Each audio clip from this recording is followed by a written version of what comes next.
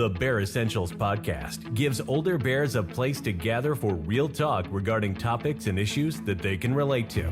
Here at The Bear Essentials, we aren't just having conversations. We are looking to provide actionable intelligence through real-life experience and expertise of our guests. Our mission is to build a strong community that elevates and motivates people to go beyond their limiting beliefs by helping them realize that getting older is not an excuse to hibernate on their goals, but a reason to work harder. Hi, everyone. Thanks for tuning in. I am your host, Charles Wallace. Today's guest has had a long and distinguished career in the sports media and entertainment industry. A journalist who started out as a beat writer for multiple newspapers and an original sports talk radio personality. He is a pioneer here in the Philadelphia area and has paved the way for many sports talk radio personalities who have followed. I am so excited to have him today to talk sports and his career in the industry. So without further ado, let's welcome Sports Talk Radio 94 WIP's Glen Macnow. But first, a word from our sponsor. The Bear Essentials podcast is sponsored by Fire Beast Jerky. With flavors ranging from tropical flair to sweet reaper, Fire Beast has something for all jerky lovers.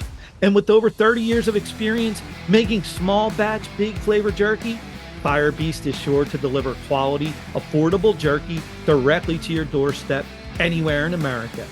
So head on over to firebeastjerky.com and be sure to use code BEAR10 at checkout and receive 10% off your order from Fire Beast, the heat that is sweet. Hi, Glen. Thanks for joining me today. I really appreciate it. How are you? I'm great. So nice to be with you today.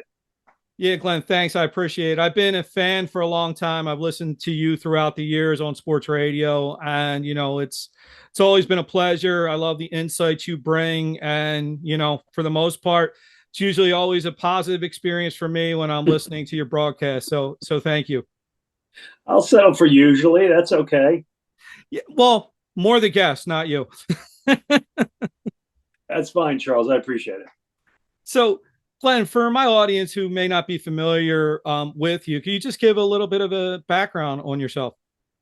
Sure. I was born in New York City, raised in Buffalo, New York, went to college in Boston, started my career as a newspaper guy, not covering sports. I covered politics and cops and city councils and investigative stuff.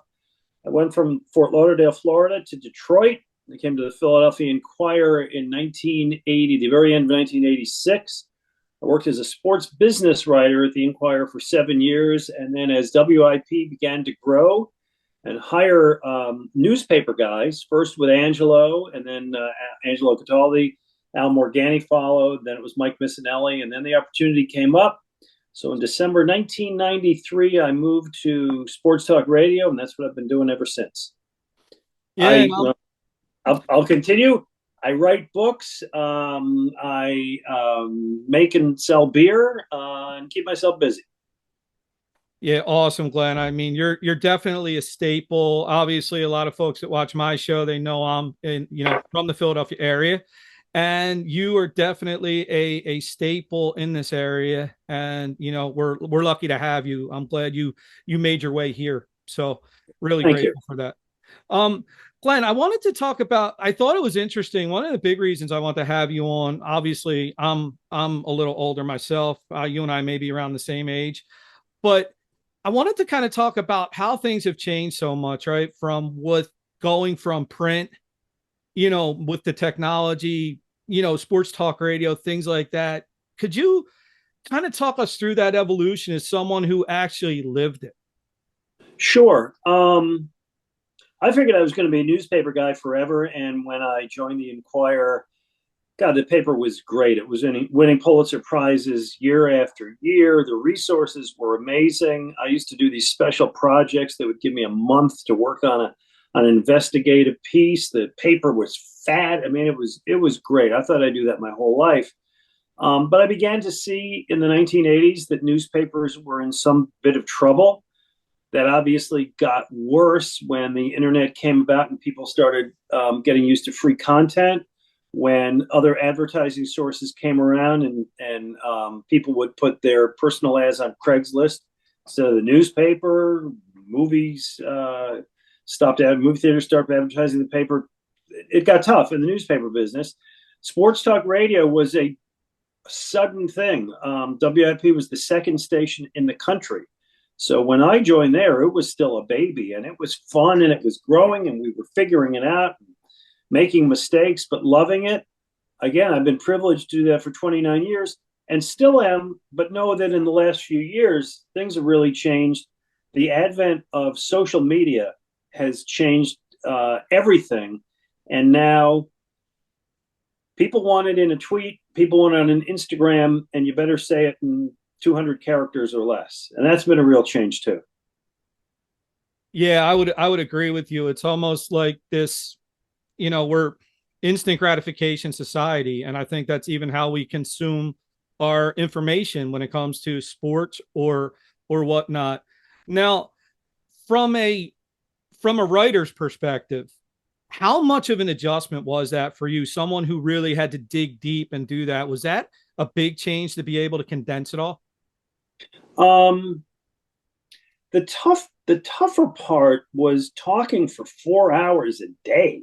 You're talking about when I started. I had been a newspaper reporter for 15 years, and I loved it, but it was a good time to give it up. I had done it. If I had never done it, I would have felt I'd missed something. But I did it for 15 years. I wrote a lot of stories. I was ready to move. And again, after I left, I started writing books, so I got to keep writing. But the tough part was, and I know this sounds silly, but having the energy to talk for 4 hours a day and having enough stuff to talk about. It's much harder than it seems. And I certainly, listen, the last thing I'm going to do is gripe about my job, because I'm a guy who gets paid to talk about sport, go to games, talk about them, watch TV, and drink beer. This is what I get paid to do. So I am not complaining. But the challenge of talk radio, and it's not just sports talk, but any talk radio, is to make it seem seamlessly easy. It's not. And my great friend Angelo Cataldi, who just retired, worked harder than anybody in the business to make it look easy. But it's work. It's you got to create a lot of content. Glenn, so I've always kind of suspected that throughout the years. And funny, a few years back, Angelo had me in studio. It was for another thing I did. I had created some T-shirts, and he liked the T-shirt, and he literally said, "Come on in. I want to talk to you." We know Angelo, right? And I could kind of see that day how much more went into all this than I ever thought behind the scenes. So what's it like, number one, to prep for that, consistently? And then is the amount of work at least similar to when writing and being a reporter? Is it a big difference, or is it similar? I mean, the workload's probably similar. The number of hours I put in a day, and my wife will tell you it's probably more than she wishes. The prep work is, listen, the prep work is you watch games, you talk to people, you read, you try to come up with ideas that haven't been done 20 times before. You get yourself ready to handle opinions that will be different and maybe disagreeable, confrontational, whatever. You book guests. Again, it's work. I don't want to say it's work. It takes time, but I never consider any of it work. I'm really lucky to be what I'm doing, because if any of that sounds like work, I don't know. I spent 20 minutes today in conversation with a guy who was unloading beer off of a truck. And we talked for a good long time. He's got work. He goes home, he's tired, he's sore. I go home, I'm great. So none of it's work. All of it's fun. And Glenn, I think that's why we enjoyed so much, because I think guys like you and Angelo, I think you do a really good job making it seem easy, right? I think that might also be why we all like it so much, right? I think you're bringing us along for that fun ride. And I want to compliment you for one thing too. Obviously, it's not just always sports. I've always felt that you've done a really good job on the radio, as I've looked at you as one of the people as a host who I felt has always had the caller. You were always very respectful, regardless of if it was if there was a disagreement, if the topic may have been a little bit of a hotter topic. I thought that was really, really good the way you handle situations. And I think that's why I've enjoyed listening to you so much over the years. So thank you for that.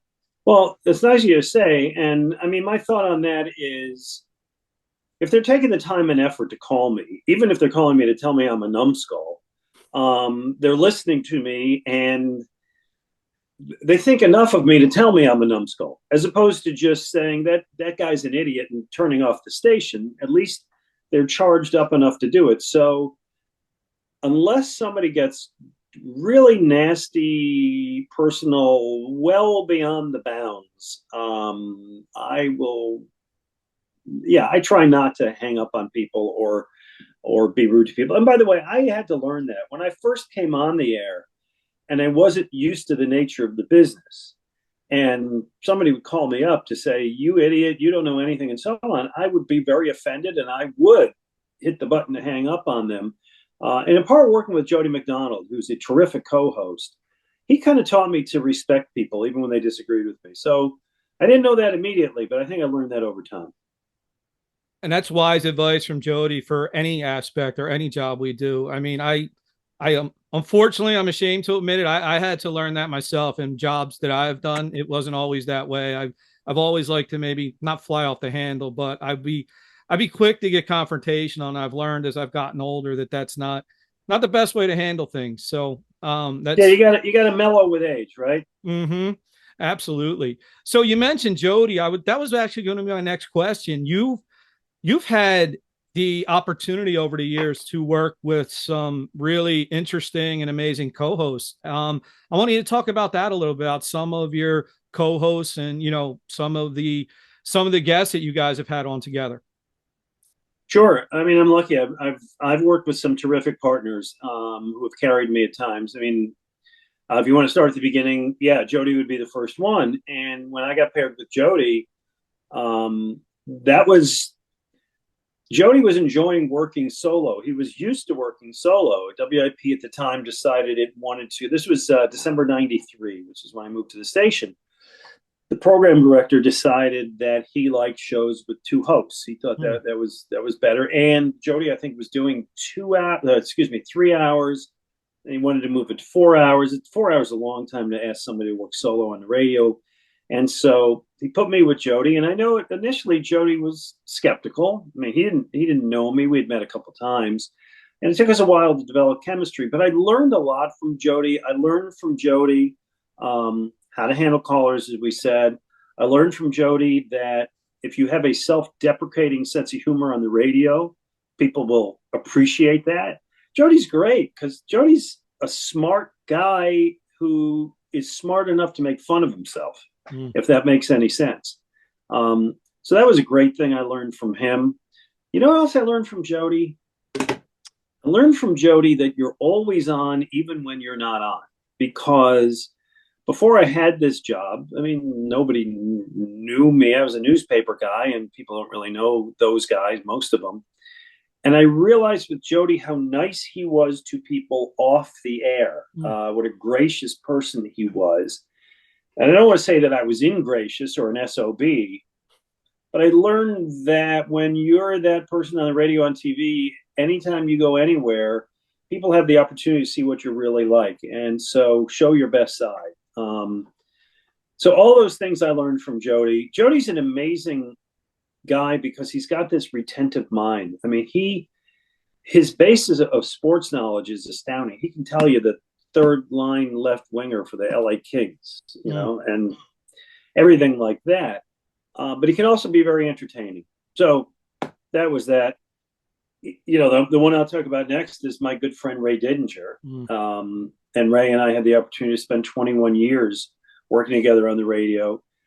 We knew each other casually beforehand. We'd been in some press boxes together, but we didn't really know each other. And when I started working with Ray, it was something that clicked immediately. It was like hanging out with your friend over a beer at the bar, or Ray doesn't drink beer, so over a coffee at the start. Or actually, Ray doesn't drink coffee.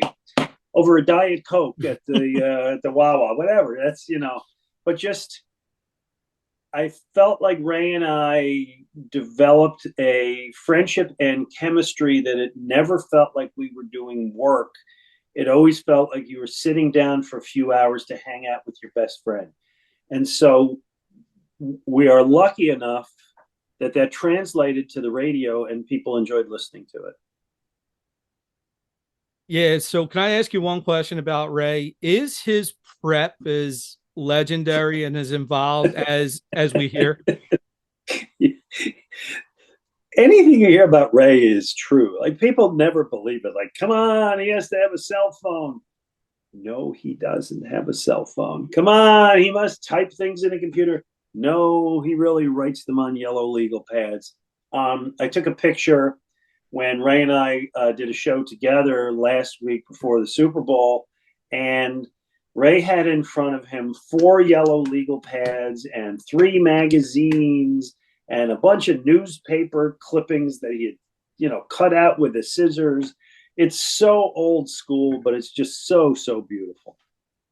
Yeah, and I asked you that question because of that picture. I saw that picture, Yeah, and it brought me back. When I was a kid in grade school, we used to have the Inquirer delivered to the house, and I'll just never forget coming down in my PJs and like second, third grade, I'd open the door and I'd grab the Inquirer, take the sports section, and sit there with my Fruity Pebbles and read the sports section. And it just kind of took me back there a little bit. And I really appreciated it. So that was nice. we all started that way, right? We all Mhm. started that way. I did exactly the same thing, man. It's why we love sports, and it's what got us into sports. And in my case, it's what got me into writing. And so those are golden things for me. And Ray, I know, is exactly the same. Ray was that kid too. So, Glenn, I wanted to ask you a part that's always interested me is being a host of a show. How difficult is it sometimes to toe the line as far as being an actual fan and then remembering you're trying to host a show? Yeah, that's a great question. So Charles, and this will bring Ray in too, because Ray always said that once he started covering it, now it's a talk show host and a newspaper guy are different. A newspaper guy really can't be a fan. If you're a columnist, if you're a reporter, that's your job to call it as you see it. I don't want to use the word objectively because you have to have an opinion, right? But your opinion is not based on being a fan. In Ray's case, there was always that little part of him in childhood that he suppressed and did it effectively. We all saw it come out after the Super Bowl in that famous moment with his son. When I was writing for the Inquirer, or before that for the Detroit Free Press, I was very much able to put that on hold. Yeah, inside, was I rooting for the Phillies and the Eagles? Yes. Was I very careful to make sure that did not reflect in my coverage? Absolutely. They're not paying me to be a fan. I have to not be a fan. You have to be critical. If there's something going on with the team that's not right, you have to report it, or a player or whatever. That's your job. And you learn to do that, and I think I was able to do it. On the radio, it's kind of a 50-50 thing. People listen to WIP, want us to be like them. It's kind of like, I'll give you an example in a slightly different field. Merrill Reese does a great job calling the Eagles games. Merrill will tell you when the Eagles are screwing up. Merrill will let you know when he's unhappy. But inside that Merrill's there with you, hoping in the end that they're going to win. And I think that's what it's like in my job. Listen, I was fully a booster for the Phillies in the World Series, the Eagles in the Super Bowl, and so on. But I'll also tell you when things are bad. I'm not paid to wave pom-poms, but I am paid to feel like the fans do as well. I hope that answers the question. Yeah, definitely. And Glenn, the other thing from a fan perspective, one thing that I always think about you when I hear your name or I'm listening to your show is I feel like I know your dad somewhat. Yeah. And I think that's done a great job of, listen, sports are for everybody. but I do think it's sometimes a little more special, the bond it creates for fathers and sons. And I get a little emotional. Like when the Bills didn't win, I literally felt bad for your father. And I met, like, when that game ended, I felt literally, he was one of the first people I thought about, was like, and you showed the picture of him in his jersey. And I'm like, I really hope they get one soon. I want them to win one, like how much is that relationship with sports and your dad? How important is that for you? I appreciate that very much. Yeah, my dad's 92. A few years back, my folks lived in Buffalo, which is where I grew up. My mom started to get sick, and we realized that we needed to move them near us. My sister lives in California. It's like they needed to live near one of the kids, so we moved my parents here. They live about 3 miles away from me. My mom passed away, but my dad lives in a great continuing care community called the Quadrangle. So I'll get back to your question in a moment, but I'll also just kind of reflect on being a sports talk show host, and I guess it does get to what you're talking about. The people who listen to my show share the experience I do, that maybe you did, that people did, which is sports is something that's handed down from generation, fathers to sons and mothers to daughters, and now I get to enjoy it a little bit. My grandsons are just getting to the age where they kind of get it, right? I got the 2-year-old to do a Fly Eagles Fly the other day. It was phenomenal, right? He's 2. It was great. And so I think people, when I talk about my dad, it's their shared experience too. In terms of our family, the funny thing is my dad was a very casual sports fan. My dad grew up in New York City in the 30s and 40s, and he was more of a baseball fan. He was a Yankees fan. Than he ever was a football fan. When I was 8 years old or 7 years old, I saw my first football game, and I said, "Dad, we got to go." And I dragged him to his first game. Years later, he and my mom became season ticket holders. It became a huge part of their lives. So I take pride in being one of the few people who can say, no, I didn't get football from my dad. I gave football to my dad. But he loves it. As you say, he's a long-suffering Bills fan. And the first thing he said when that game ended and they got knocked out of the playoffs in such a disappointing way was, "That's okay. We'll get them next year." And he has repeated that to me for the last 55 years. Yeah, I got to tell you, since we got ours here in Philadelphia, there is a part of me that I'd be pulling for them somewhat, and hope your dad gets to experience that. I got to be honest. Thank you so much. Yeah, I've always been like that, even with baseball. When the Red Sox finally won, the Cubs finally won, I was like really happy. I was like, oh my God. All I could think about was the older generation of fans. And I was like, they got it. They finally got it. And hearing those stories, it just makes me happy. So I hope he. So I had one of those. So my wife's Uncle Bob, my wife's from Boston, and my wife's Uncle Bob was getting older. And he always said, all I need is the Red Sox to win, and then I'll die happy. And he always said that, and they never won. And when the Red Sox finally won, 6 months later, he passed away. Wow. And there's a part of me that thought, like, well, if they had never won, maybe he'd still be with us. But he died happy. Yeah, and Glenn, I kind of feel it though, because even like, I got to be honest, I was at the point where I was thinking, I don't think I'm ever going to see the Eagles win a Super Bowl, right? When they finally win the Super Bowl, and I know this isn't everybody, and again, it could be because I'm older now, I'm still, it's not as, I guess the urgency kind of lessens somewhat. I get it. Always, no matter what happens now, I'll always have the Brandon Graham strip sack. I'll always have that. So I get it. So Glenn, I know being in the industry, you've gotten to interview some really interesting people.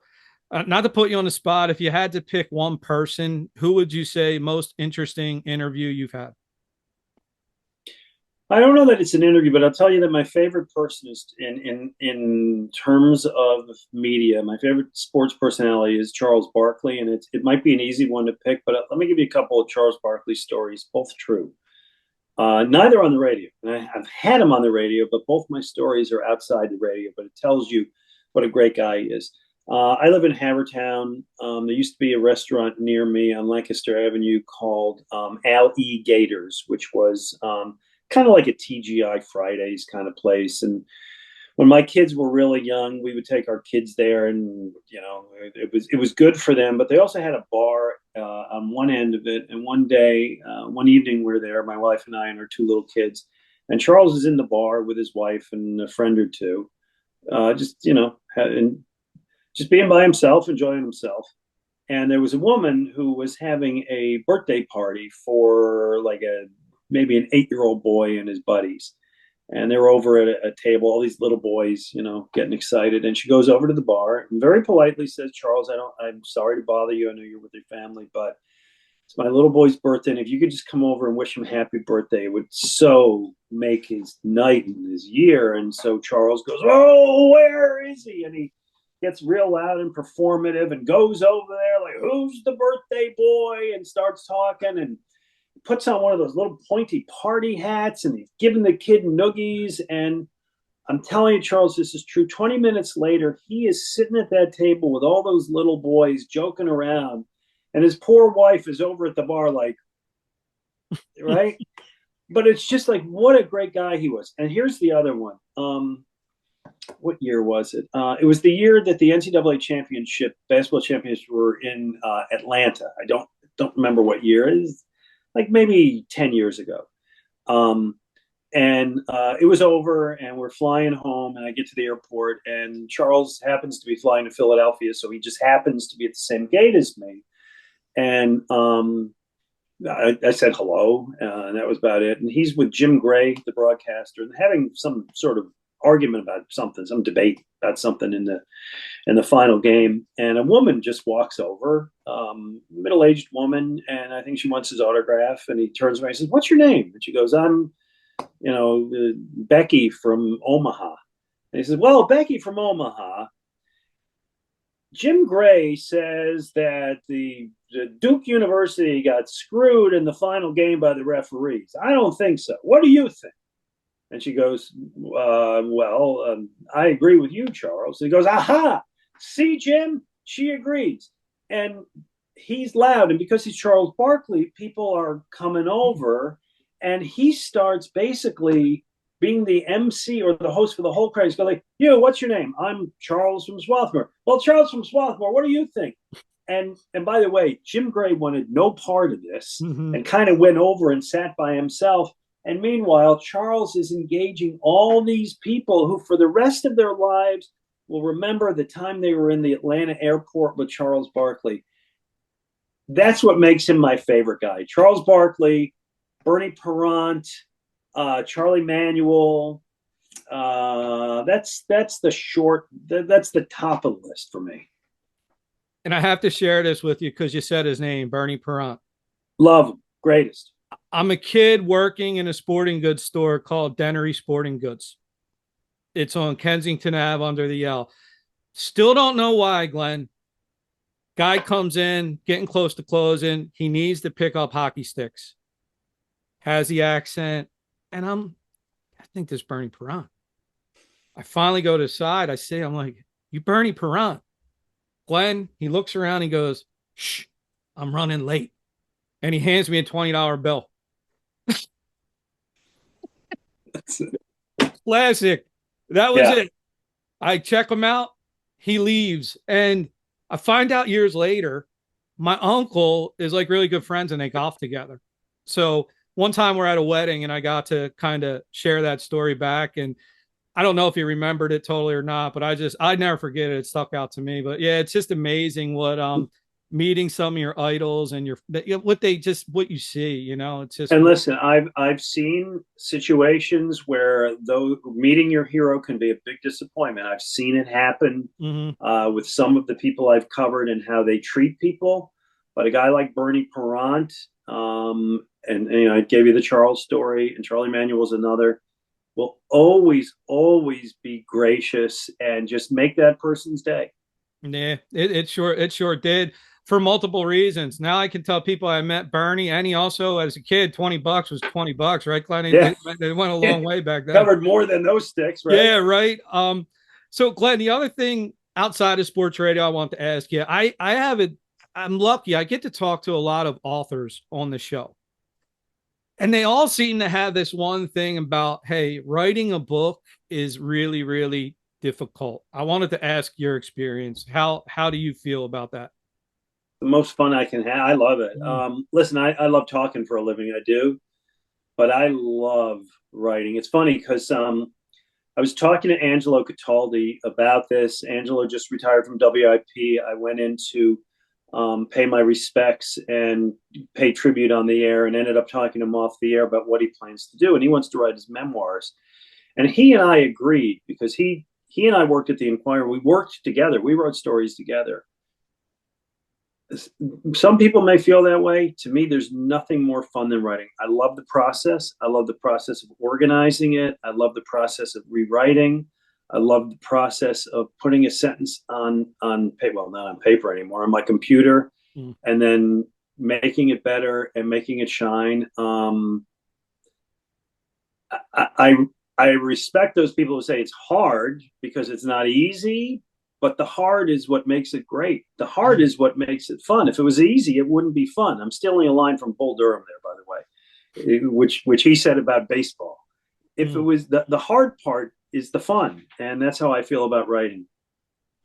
And it's something that I said earlier to you. Again, I think, and it shines through, Glenn. I think in sports talk, I think what you write, you are having fun, but I think, again, that's allowing us to enjoy it even more. So again, I think it's just something about you, Glenn. You bring the fun to what you do, and you allow us to experience it. So it's a great thing. So talking on the radio, people don't get to see you. I know you've now been on stage. That's to their benefit. Now you've been on stage. Yeah, and I have a TV show, by the way. Yeah, how different is it now? Not just talking on the radio where no one's really seeing you, but now if you're on a stage or you're on camera, how different is it? TV is like radio. After 10 seconds, I don't notice the cameras, and I don't think about the cameras. TV is fun, and I'm blessed to have a beer show that I do. I mean, again, they pay me to talk about beer, right? What's more fun than that? So I get to do that. Stage is different. Stage is really a challenge, because you're in front of a live audience, and that's different. A camera and a microphone is the same thing, but an audience can be a little intimidating. And when I'm doing TV or radio, the words are mine. I'm making them up as I go along, right? And I'm thinking what's in my mind and saying it. Whether it's brilliant or stupid, it's mine and it belongs to me. When I'm on the stage, I'm reading somebody else's line, and I have to do them correctly, in order, with other people. I can't screw up the other actors on stage. That's challenging, and every time I do it, it's still scary to me. I get stage fright every time I go on before a live audience, but then I get the rush of doing it. And once I'm out there, my adrenaline picks up. And while I do find it a little bit intimidating, I love that the best. I just love doing it, and I'm hoping to get the chance to do it some more. Yeah, well, more power to you, Glenn. I mean, I think it's amazing that you are doing that. Again, I applaud you for stepping out and doing all the things you do. And that segues into kind of how I wanted to end this. We talked a little bit about it. You've mentioned it, but hell, I figured it'd be fun. Let's end with beer and some of that, and your brewery, that kind of stuff. Can you talk about that a little bit? Yeah, so I'm one of the co-owners of the Conshohocken Brewing Company. We started in 2014. We've now got 4 brew pubs. We're sold in Pennsylvania, up to the Lehigh Valley, down into Delaware, down to the Jersey Shore. So that's our footprint. I got involved because a friend of mine, who I always enjoyed drinking beer with, we'd go out for beers once in a while, and he got me into the craft beer scene, finding really fun, interesting beers, local beers mostly. And he would always say, you know what, someday we should own a brewery. And I'd go, yeah, sure. And then we'd go out, a few months later, and say, someday we'll start our own brewery. And I go, okay, Andy, just order another round. And then one time we went out, and he said, someday we're going to do a brewery, and it's now. And he had found a terrific brewer A guy who had been at Yards went out west. His wife had gotten pregnant. He wanted to come back east, so the timing was perfect. He had found somebody who was able to invest a little more than the rest of us, which, you need a lot of money to get the thing started. We had found a location, and we opened the Conshohocken Brewing Company. And again, I get I get a seat at the corner seat at the bar anytime I want to go in, and I get to talk about beer, and it's a blast. They don't let me make major decisions on the beer, which is smart, or I'm not allowed to have any say with the finances, but I help with the marketing and the PR and connections.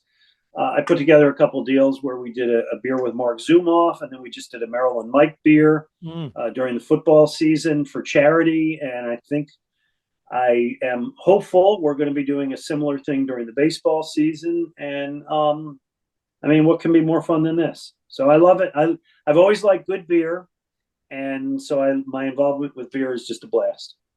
And as you were saying that, all I could think, and it's where everybody knows your name, right? Yeah, well, and that's it. And I listen, I watched Cheers back in the day, and I don't know that I wanted to be Norm, but being one of the guys at the bar, maybe Frazier. I don't know which one of those guys I would want to be, but yeah, right. It's nice to be there. Yeah. Well, Glenn, I can't thank you for being gracious enough to spend some time with me today. This has been such a blast for me. I have the opportunity. I have a lot of serious topics on, and to try to just kind of have a little more fun sports related conversation with somebody who I mean this, idolize and respect. I appreciate that a lot. So thank you so much. Hey, Charles, it's my pleasure. And thank you. And thanks to your audience. Yeah. Well, everyone, thanks for watching. I'm going to add some links in the broadcast notes, so that the show notes for places you can see Glenn, some of his books, things like that. So make sure to support Glen Macnow. He is a treasure to the Philadelphia area, and trust me, you won't regret it. So thanks again, everyone. Bye. This has been the Bear Essentials. Thanks for listening. And remember, never hibernate on your goals.